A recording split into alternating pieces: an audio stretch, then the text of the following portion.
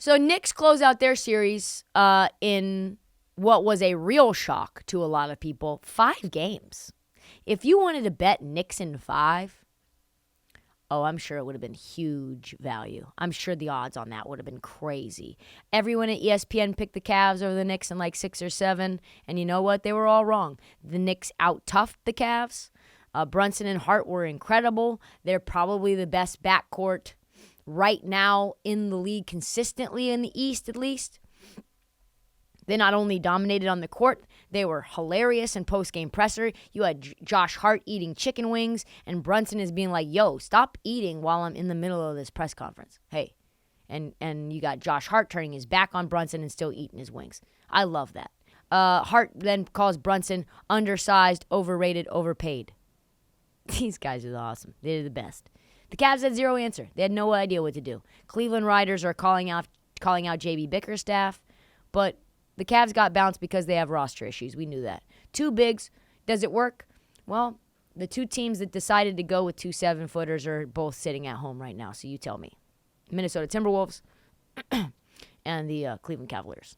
So that big lineup thing isn't really working. Reality, you have 0 players who are both good shooters and good defenders. Isaac Okoro, really good defender, terrible shooter. At one point, he was shooting 7% from three-point. I'll say it again. At one point, he was shooting 7% from the three-point line. You got Allen and Mobley, who at some point, for whatever reason, under the spotlight, could not score. You have offensive players like Mitchell and Garland, who are like tissue paper in the playoffs. Can't defend a person. And also, Donovan Mitchell just underperformed offensively. 28 points in a closeout game, not enough.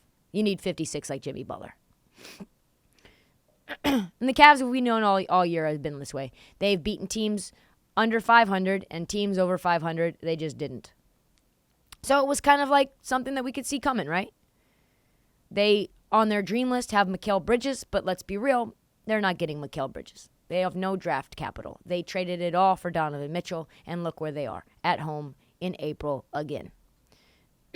So yeah, they're in a bad spot. They need to improve. Isaac Okoro and Cedi Osman have both had their worst seasons as Cavaliers. They're probably going to need to get moved. It's not going to be easy to find a wing. Those are really, really hard positions, as you guys know. I mean, it's like the hardest one. It's the hardest one to find, a good wing. Ask the Portland Trailblazers. So they're going to probably have to trade Jared Allen as well. Allen said this about his play. Even for me, the lights were brighter than expected. Ooh, that is bad. That is telling. Now the Knicks move on to play the Miami Heat in the battle of the underdogs, the scrappy team. It's going to be incredible. The first thought probably is that the Knicks should be favorites. Hero is out for the year, but all of this depends on Julius Randle. Is his ankle okay? Because he re-injured it in Game 5. Why was he out there? I have no idea. Tibbs said that we're hopeful that it's not that bad. Yeah, I mean, everybody is. All Knicks fans around the country are worried about that as well. Without him, I think this series is a toss-up. I mean, there's a reason Jason Tatum said that he didn't see the Heat winning as an upset, because the Knicks are going to have their hands full. Jimmy Buckets and their world defenders could not, the Bucks could not stop Jimmy Butler. A bunch of all defensive guys could not stop him. So I have it on good authority that Jimmy Butler called a couple of Knicks executives as soon as he had that 56-point performance in Game 4 and said, I'm coming for that ass. I'm coming. You're next, Knicks.